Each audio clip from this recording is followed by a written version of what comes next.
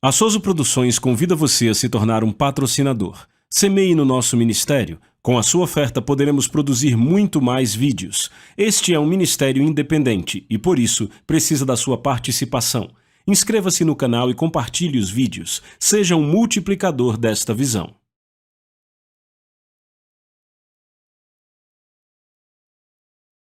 Os versículos usados nos vídeos que traduzimos nem sempre correspondem a versões em português. Muitas vezes precisamos traduzir do original em inglês para fazerem sentido no contexto do vídeo. Eu vou ler algo para vocês em... Glória a Deus! Salmo 16, abra aí. Ok, então leia o versículo 6. As linhas caem-me em lugares agradáveis, sim, eu tenho uma considerável herança. Mais uma vez. As linhas caem-me em lugares agradáveis, sim, eu tenho uma considerável herança. Mais uma vez. As linhas caem-me em lugares agradáveis, sim, eu tenho uma considerável herança. Há tipos diferentes de filhos. E na mesma família, você pode ter tipos diferentes de filhos. Eu não disse filhos diferentes, certamente haverá filhos diferentes, eu disse tipos. Às vezes, numa família, na mesma família, você tem um filho que acredita que o pai o odeia. Ele simplesmente acredita nisso. Ninguém consegue convencê-lo que o seu pai o ama. Nem mesmo seu pai consegue convencê-lo. Ele simplesmente acredita que o seu pai o odeia. E ele encontra várias coisas às quais dá atenção. A forma como seu pai grita com ele.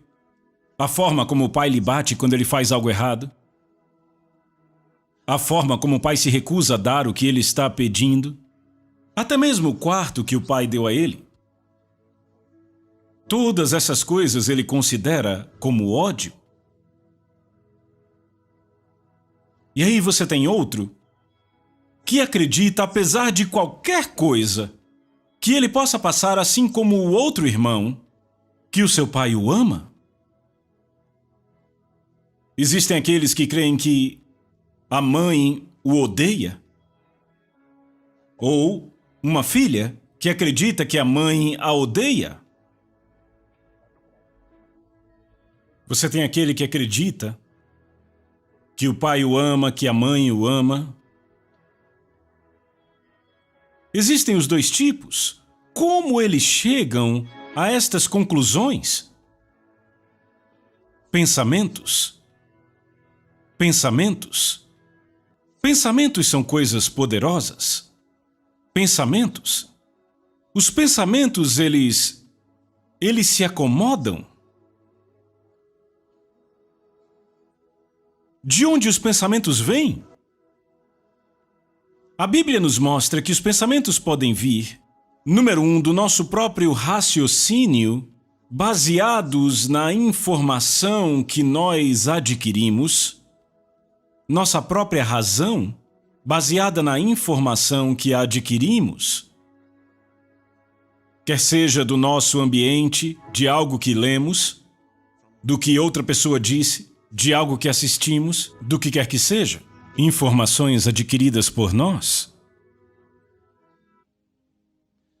E então também, Satanás, a Bíblia nos mostra que Satanás pode plantar pensamentos em nossas mentes, porque pensamentos têm uma potência espiritual.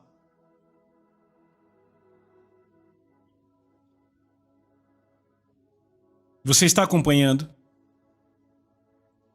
Pensamentos podem ser lançados em sua mente. Pensamentos são informações vestidas com imaginações. Ou sugestões.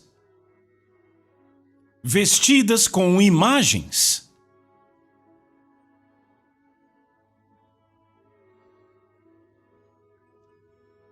E pensamentos também podem chegar até nós como vozes inaudíveis.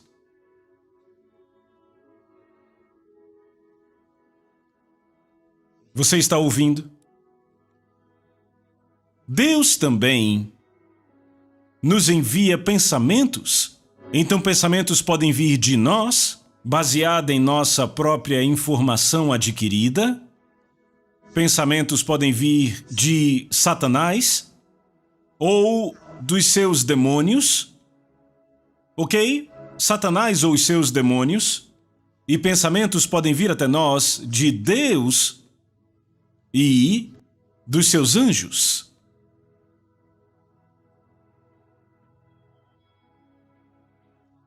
Glória a Deus. Então, sabe, a pessoa humana é um ser espiritual. Você é um espírito. Você não é um corpo. Este corpo que você vê não é você. O seu corpo é a casa na qual você vive. Então, o verdadeiro você não é um corpo. Você é um espírito. Você vive num corpo, é por isso que quando alguém morre, o corpo da pessoa pode estar completo. Tudo pode estar completo no corpo dela. Então, o que aconteceu? O seu espírito, a pessoa verdadeira, saiu. E aí, então, sabe, tem gente que faz perguntas estúpidas por causa da limitação do raciocínio delas. O espírito humano não é o corpo que você vê. Então, às vezes, você tem pessoas que, porque elas estudaram em alguma escola que é apenas para o cérebro, elas acham que tem algum conhecimento e elas dizem, ora, você diz que o espírito humano vive em um corpo.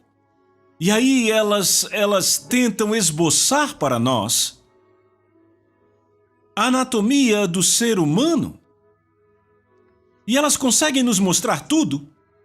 E aí dizem para nós, ei, vem aqui, me diga onde é que o espírito fica. Veja, esta mente está cheia de conhecimento humano, então não há mais espaço. Sabe, elas vão para o corpo e te mostram tudo sobre o corpo e dizem, tá vendo, não há espaço? Onde é que o espírito fica? Me diga, me diga. E elas ficam meio que te peguei, mas no fundo não entendem nada. Elas se perdem na coisa inteira. A palavra espírito é um sinônimo da palavra vento.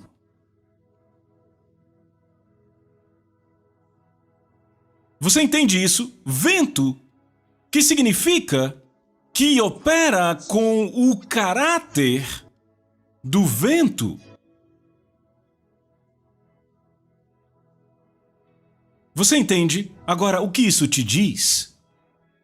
Imagine quanto espaço há em você, suas narinas, os seus olhos, até mesmo a sua pele.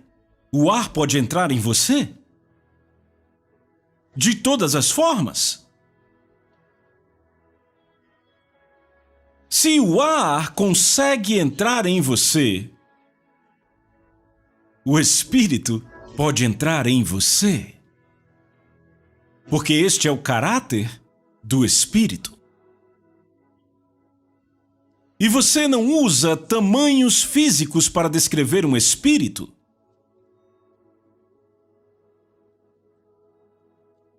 Então a Bíblia nos dá a descrição do Espírito de Deus, do espírito humano, de Satanás, de espíritos demoníacos, em linguagem espiritual. Então nunca devemos nos deixar levar por pensamentos e ideias de pessoas que apenas entendem o conhecimento dos sentidos. Tudo o que você vê não é tudo o que há. Lembre sempre disso. Tudo o que você vê não é tudo o que há. E se você estudasse ciência de verdade, você saberia disso? Aleluia!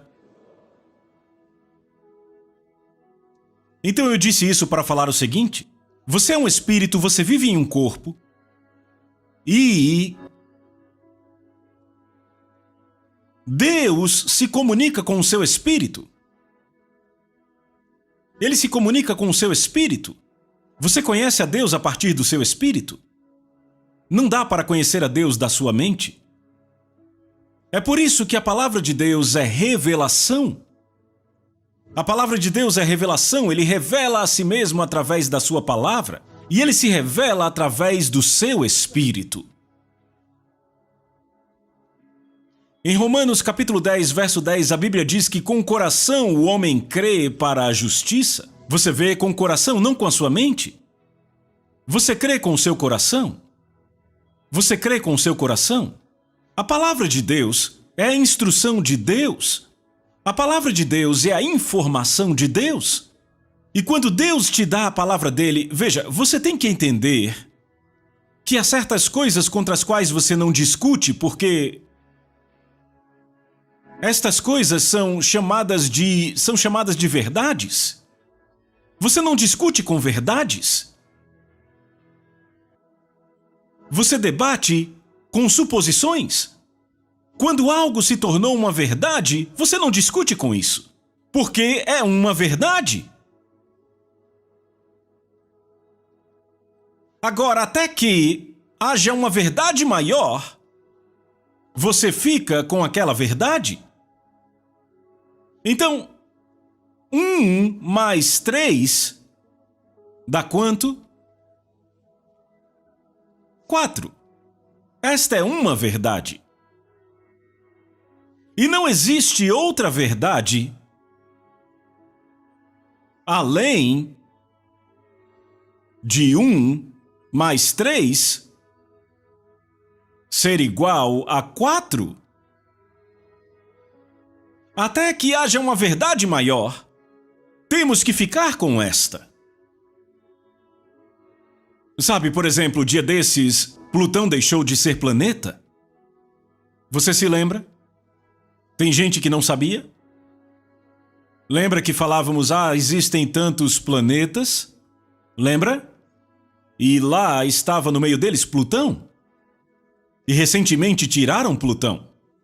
Ele não é mais um planeta? E sabe, toda a sua vida, você acreditou que Plutão era um planeta? E alguém em algum lugar disse, não é mais não. E você ficou, meu Deus, onde eu estou? Mas é assim que é. Você entende? Mas em Cristo, a verdade dele é revelada. Aleluia! E precisamos saber quando existe uma verdade presente, como havia uma verdade no Velho Testamento, e aquela verdade se tornou obsoleta quando Cristo veio e ele nos trouxe uma nova verdade. Glória a Deus! A verdade antiga era: para Deus te abençoar, você deve obedecer todos estes mandamentos que Moisés trouxe. Se você fracassa em obedecer todos esses mandamentos, estas bênçãos não virão sobre você, mas a maldição virá sobre você. Esta era a verdade, até Jesus vir, viver e morrer por nós, e ser enterrado por nós e Deus o ressuscitar dos mortos, e uma nova verdade vir à realidade. Aleluia! Então há uma nova verdade. E esta nova verdade não diz que Deus vai te abençoar se você obedecer a Deus. Esta era a verdade antiga. Mas veja, muita gente ainda vive suas vidas de acordo com a verdade antiga. E isto é um problema. Existe uma nova verdade. Esta nova verdade é: se alguém está em Cristo, ele é uma nova criatura. Isso é muito poderoso, isso é 2 Coríntios capítulo 5, verso 17. diz: se alguém está em Cristo, ele é uma nova criação. Não diz que a pessoa será uma nova criação. Não diz que a pessoa será uma nova criação se ela se esforçar o suficiente. Não diz que ela será uma nova criação se ela agradar a Deus. Diz: se você está em Cristo, no que diz respeito a Deus, estar em Cristo significa receber Cristo como Senhor em seu coração, confessando o senhorio dele sobre a sua vida, e ele te catapulta com a própria obra que ele realizou dentro do reino de Deus. Significa, quando você proclama o senhorio de Jesus sobre a sua vida, você é automaticamente catapultado para dentro do reino de Deus. Você se torna um membro da família dele. Esta é a obra dele. O seu trabalho é anunciar, declarar o senhorio dele sobre sua vida, declarando em fé: eu creio que Jesus Cristo foi ressuscitado dos mortos, e eu confesso com a minha boca que Jesus Cristo é o Senhor da minha vida. Quando você faz isso sinceramente, ele cumpre a parte dele. Você é catapultado para Cristo. E entenda, Cristo é uma pessoa e Cristo é um lugar. Você entende? Então, de repente, você é despertado no reino do Espírito. Você é despertado para a paternidade de Deus. Você agora o conhece como seu Pai. Agora aqui está o ponto. Se alguém está em Cristo, é a verdade presente. Se alguém está em Cristo, ele é uma nova criação. Quer ele se sinta assim ou não, isto não é importante. A questão é: você creu que Deus ressuscitou Jesus dos mortos? Sim, Senhor. Você confessou o senhorio do Senhor Jesus Cristo sobre a sua vida? Sim, Senhor. Se você pode confiar em si mesmo que você quis dizer o que disse, e se confia que ele quis dizer aquilo que ele disse, porque ele disse que se você crer com o seu coração e confessar com a sua boca, você pode confiar que ele vai cumprir a parte dele, aceitando você, recebendo você nele mesmo como um filho, alguém que pertence a ele, e ele transferirá a você a vida eterna. Então, se você crer que você fez a sua parte e que foi honesto nisso, creia da mesma forma que ele te respondeu e que ele foi honesto nisto. E está feito.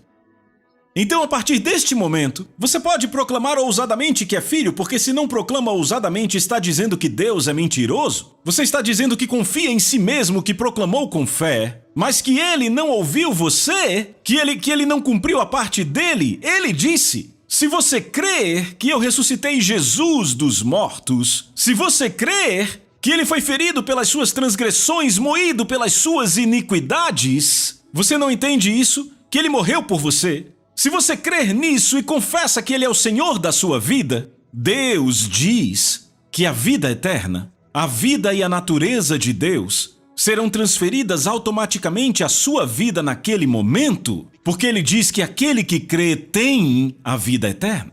Não diz terá, tem. O crente tem. O momento em que você crê é o momento que tem. Então, não crer que ele te deu a vida eterna é chamar ele de mentiroso. Você entende? Então você diz: eu confesso ousadamente. Diga isso comigo: eu confesso ousadamente que eu, tendo crido em Jesus Cristo, tenho a vida eterna em meu espírito. Glória a Deus. É isso. Agora, aqui está o ponto. Agora que eu sou um filho de Deus e eu tenho a vida dele, ora, vamos. O que eu mais vou precisar? De nada. Você é assim mesmo. Ora, imagine se é verdade que ele morreu por mim e que ele foi ressuscitado dos mortos por mim. Se isso é verdade, e é verdade. Se é verdade que eu recebi a vida e a natureza dele em meu espírito, pela palavra dele que ele profetizou e decretou, se é verdade, por que eu precisaria fazer qualquer coisa para ser abençoado? Não faz sentido, vamos, fale comigo. Não faz sentido. Se eu sou um filho nesta família, então eu sou um herdeiro nesta família. Não porque eu mereça, mas porque eu nasci aqui. Ora, vamos, alguém, você ouviu o que eu disse? A razão pela qual as bênçãos de Deus te pertencem não é porque você está indo muito bem.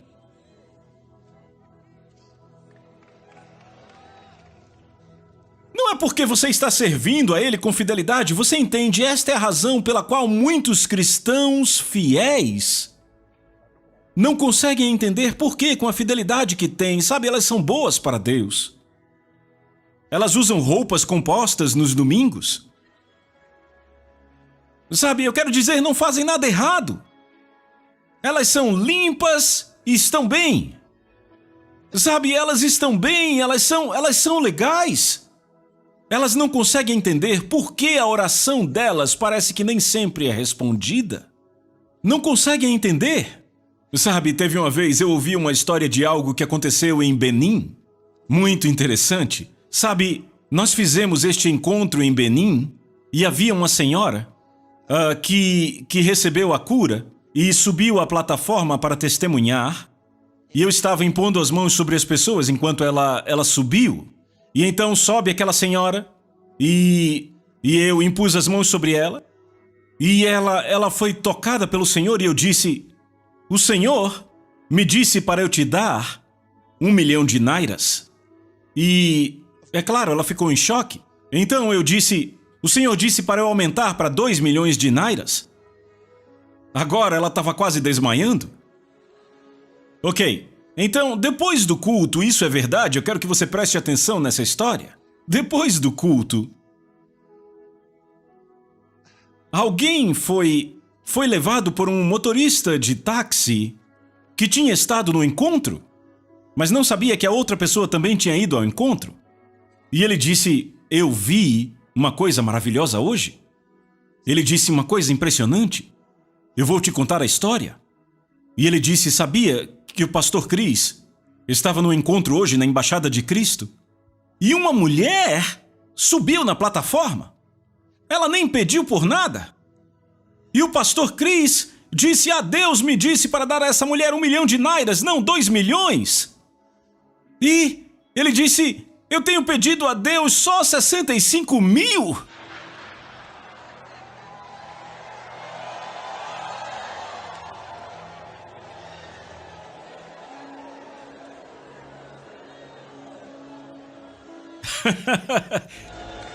Você está acompanhando? Ele disse: eu tenho pedido apenas 65 mil. E ele não me deu ainda. Não pense sobre isso, a mulher não tinha pedido nada e ele vinha pedindo 65 mil e não recebia. E aí ele ficou pensando: ora, não é mais fácil Deus me dar 65 mil do que dar àquela mulher 2 milhões? Glória a Deus. É assim que muita gente pensa. Entende? Elas ficam se perguntando por que o pequeno milagre que elas pedem Deus não dá. E é esse tipo de pessoa que, na mente delas, acham que não são muito levadas a sério como crentes. Como é que pode? Tem gente que recebe tanto milagre. É esse tipo de pessoa que pensa assim, que diz que os milagres são falsos? Porque nós não estamos agindo da forma que elas acham que deveríamos agir? Entende? Então o milagre deve ser falso.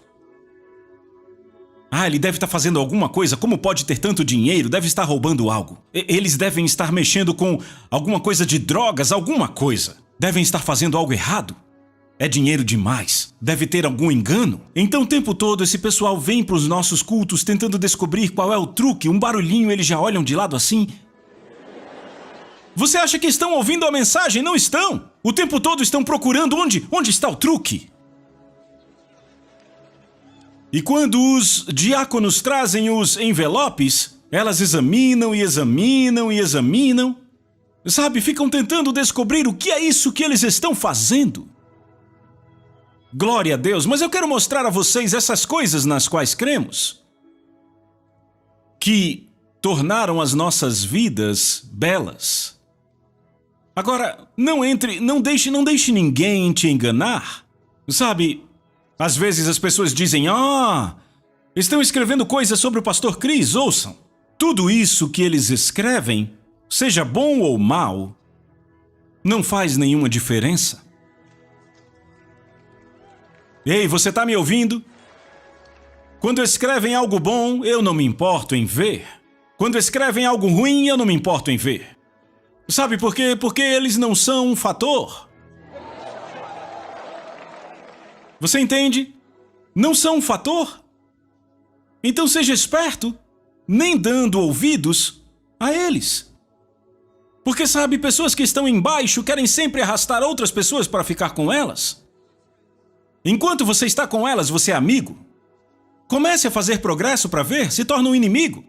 Se nós estivéssemos numa pequena igreja, como outro ministro uma vez disse, o pastor Chris estava numa igreja caindo aos pedaços anos atrás, como ele pode dizer que Deus deu dinheiro a ele para fazer o que ele está fazendo? Eu conhecia ele anos atrás na igreja onde ele começou. Ele queria dizer que eu tinha pego o dinheiro de alguém. Não é o mesmo Deus que estava com ele lá na igrejinha? Por que Deus não deu dinheiro a ele naquela época? Irmão, eu estava crescendo em minha fé esse tempo todo. Será que você não entende?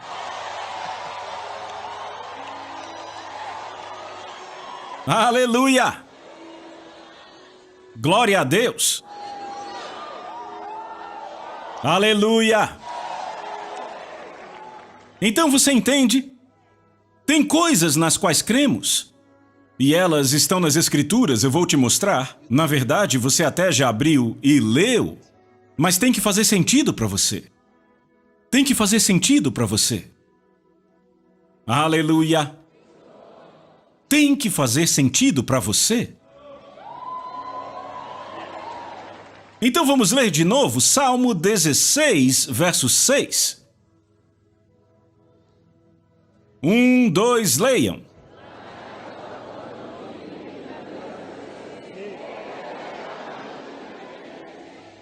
As linhas caem-me em lugares agradáveis. Sim, eu tenho uma considerável herança. Uma considerável herança? Muito bem, agora, sabe, a Bíblia diz para estudarmos, ok?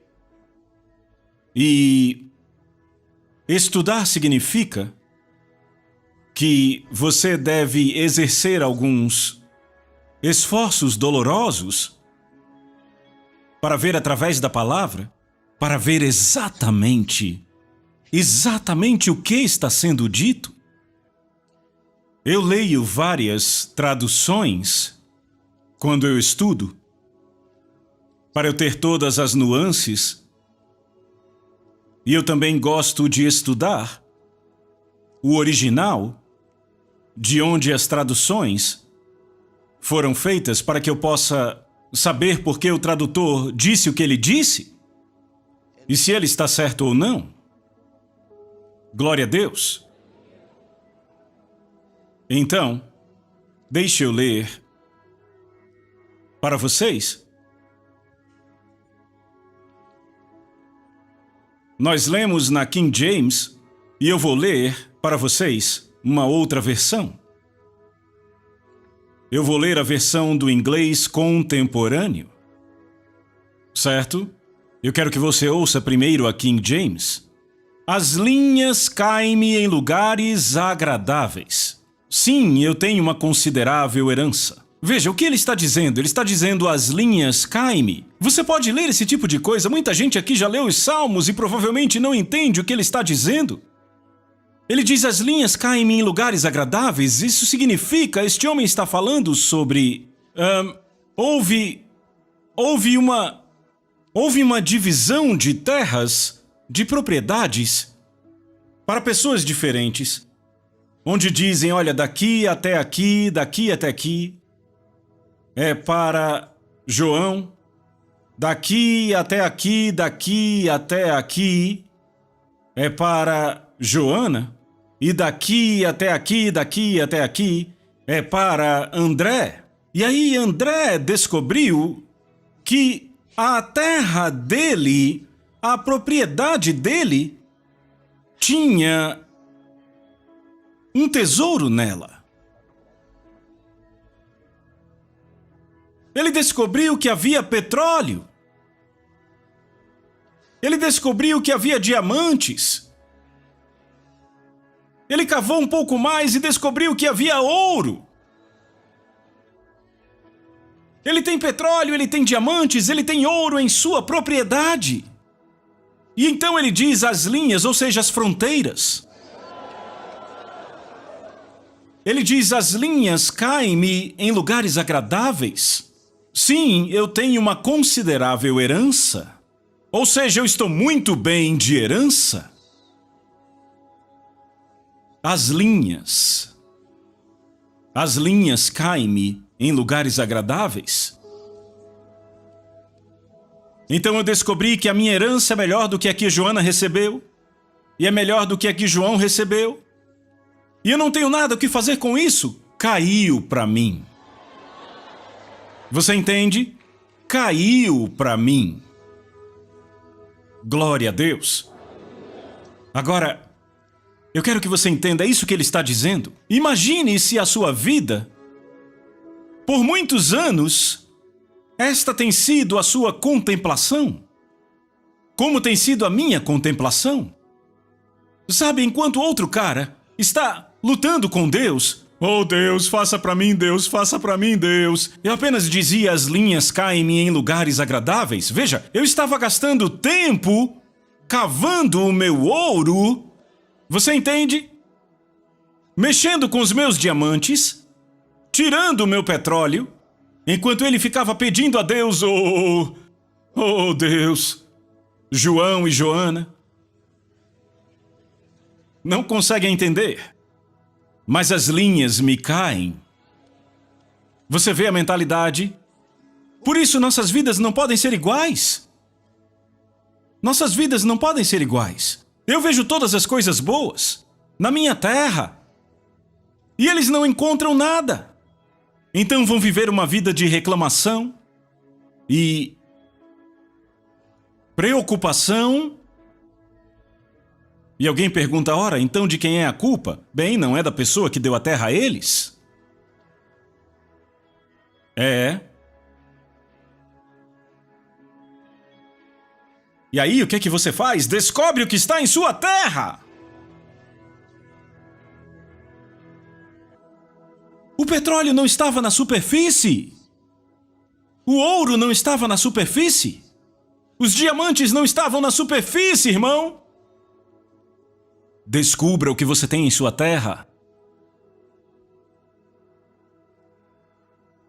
Ouçam isso. Eu vou ler de novo para vocês e agora vou ler na versão do inglês contemporâneo. As linhas caem-me em lugares agradáveis, sim, eu tenho uma considerável herança. Esta é a minha confissão. Essa é a minha confissão. Diga comigo: as linhas caem-me em lugares agradáveis. Eu tenho uma herança considerável. Se você achou isto maravilhoso, ouça a versão do inglês contemporâneo, que nos dá um quadro mais claro do que está sendo dito. Ouçam, ouçam, ouçam, ouçam com atenção. Só de pensar nisso eu já me lembro de uma bela canção. Deixa eu ler para você. Tem gente aí que já viu? Você já está querendo levantar, não é? Ele diz: você tornou a minha vida agradável e o meu futuro é brilhante. Não, imagine se você soubesse disso, isso se tornasse a sua contemplação e a sua confissão. Sua vida seria diferente do outro cara que fica: oh Deus, clarei o meu futuro. Clarei o meu futuro, e ele parece que fica mais velho cada vez que ele faz essa oração. Clarei o meu futuro, clarei o meu futuro. Ele não vai clarear o teu futuro, ele não faz assim. Ele já fez algo! Uhul! Glória a Deus!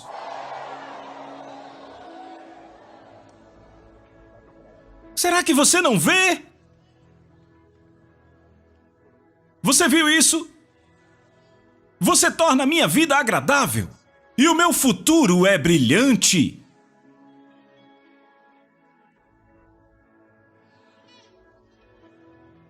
E aí você começa, Senhor, você torna a minha vida agradável.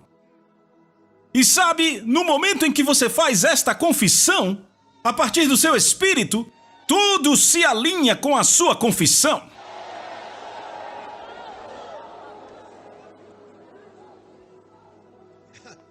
Aleluia! Ei! Deixa eu ler um pouco mais para você pegar isso. No versículo 11, diz, tu me mostrarás o caminho da vida.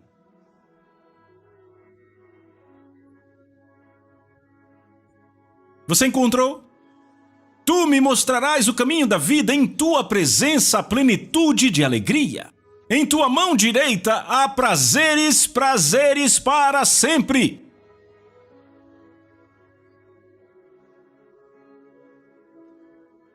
Pergunte a alguém do seu lado, por que a sua vida é tão difícil, irmão?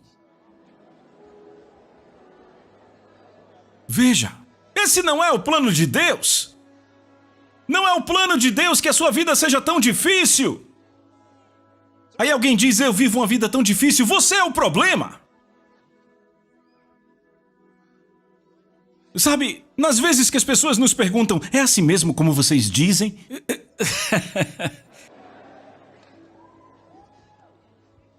Você tá ouvindo o quê? Você quer outro livro que te diga algo diferente? Mas é porque não é a mesma Bíblia. Não é a mesma Bíblia. A Bíblia que eu leio diz que os crentes devem sofrer. Não sabem nem citar direito? A Bíblia diz que há sofrimento, que sofremos com Cristo, não é?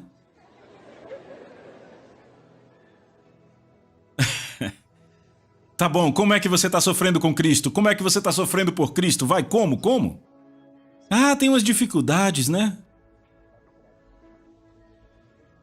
Que tipo de dificuldade? Às vezes, a pessoa pode não ter dinheiro, sabe? Ok. Se essa pessoa, alguma vez, não tem dinheiro, o que ela deve fazer? Deixa acontecer, né? Você tá errado, é por isso que você tá errado.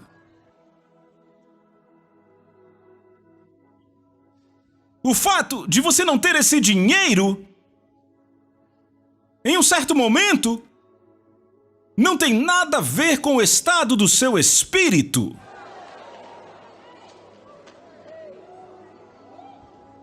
Não tem nada a ver com o estado do seu espírito. A Bíblia diz, do seu coração procedem as saídas da vida.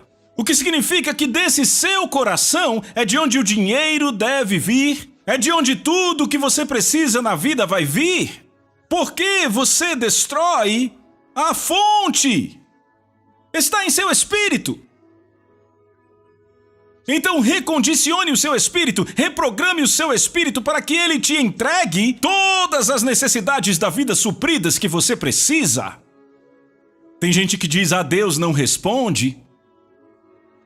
Nossas orações com os nossos desejos, o que a gente quer, ele só supre nossas necessidades. Ok. E aquela parte que diz, tudo aquilo que pedires ao Pai em meu nome, isto eu farei para que o Pai seja glorificado. Se pedirdes alguma coisa em meu nome, qualquer coisa, qualquer? Então ele não responde aos seus desejos, só às necessidades. Você não ora por suas necessidades. Você só pede as coisas que você quer. Você não pede por suas necessidades. Ele já nos disse, não sabeis que meu Pai sabe as coisas que vocês necessitam? Ele disse que as aves do céu, elas não pedem nada. Ele disse, seu Pai as alimenta. Ele disse, vocês valem mais do que muitas aves. Significa que as coisas que você não precisa pedir. Ele disse que o seu Pai sabe. significa que as coisas que você pede são os desejos, o adicional às coisas que você quer ter. Você entende agora por que algumas pessoas dizem: eu só tenho pedido por 65 mil e ele ainda não me deu? Porque a pessoa está precisando disso. E na hora que... Veja, se você apenas pede a Deus pelo seu aluguel, você é um egoísta. Oh Deus, o aluguel custa 1.500, eu só quero 1.500, Deus. 1.500, só isso, não é de espantar que Deus não esteja te ouvindo. Por quê? Você precisa de mais do que 1.500. Esses 1.500 não incluem o seu dízimo. Se você tirar o dízimo, não consegue pagar o aluguel. Então por que está pedindo só 1.500? Pelo menos adicione o dízimo. Isso não é tudo. Isso não é tudo. E quanto às outras sementes que você quer dar? E os projetos que você quer financiar? Ouçam, irmãos e irmãs, cresça o suficiente para fazer as demandas corretas ao nosso Pai Celestial, que é rico o suficiente para suprir. Seja ousado. Você acha que é um tipo de humildade quando você diz: ah, Deus, eu nem vou pedir muito. Deus, eu só quero o dinheiro do ônibus para ir para o trabalho. Deus está dizendo: você só pensa em você mesmo? Você só pensa em si mesmo? Que tal se tornar grande o suficiente para ajudar as pessoas na sua área? Que tal isto? Que tal isto? Deus quer que os seus sonhos sejam grandes o suficiente para que ele faça parte do sonho. Se o seu sonho for pequeno, Deus não pode ser parte dele. Deus não gosta de sonhos pequenos. Ele não gosta de fazer parte de sonhos pequenos. Ah, agora você está entendendo. Sonhe grande o suficiente para que Deus faça parte disso. Há tipos diferentes de empresários. Se você vai a um banco e você diz que precisa de uma certa quantia de dinheiro, eles vão te passar para alguém. Se você pede 2.000, eles dizem: vai para aquela mesinha ali, ó. E dizem: qual é o objetivo? Ah, nada, eu só quero esse dinheirinho mesmo. Tá bom, então fica aí, tá? Se você chega e diz: eu quero 5 bilhões, eles perguntam: o que você faz? Ei, o que você faz? Na hora que você diz o que faz e o que quer fazer com 5 bilhões, eles vão entender: esse cara sabe o que quer. Eles vão dizer: ah, espere um minuto aqui então, por favor. Vão chamar alguém, um funcionário de cargo mais alto para te ver. E aí, quando ele chega, ele vai dizer: ah, por favor, entre aqui. Eles nem falam com você de portas abertas. Você entende agora? Então, se você quer que as suas demandas sejam atendidas a partir da sala do trono, elas devem chamar a atenção de quem está na sala do trono. Você entendeu? Bem, alguém grite aleluia! Oh, meu Deus! Aleluia! Aumente o seu sonho! Oh, glória a Deus!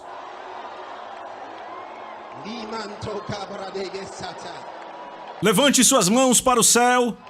Fale em outras línguas. Ore no Espírito Santo.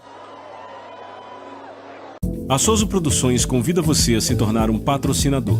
Semeie no nosso ministério. Com a sua oferta poderemos produzir muito mais vídeos. Este é um ministério independente e, por isso, precisa da sua participação.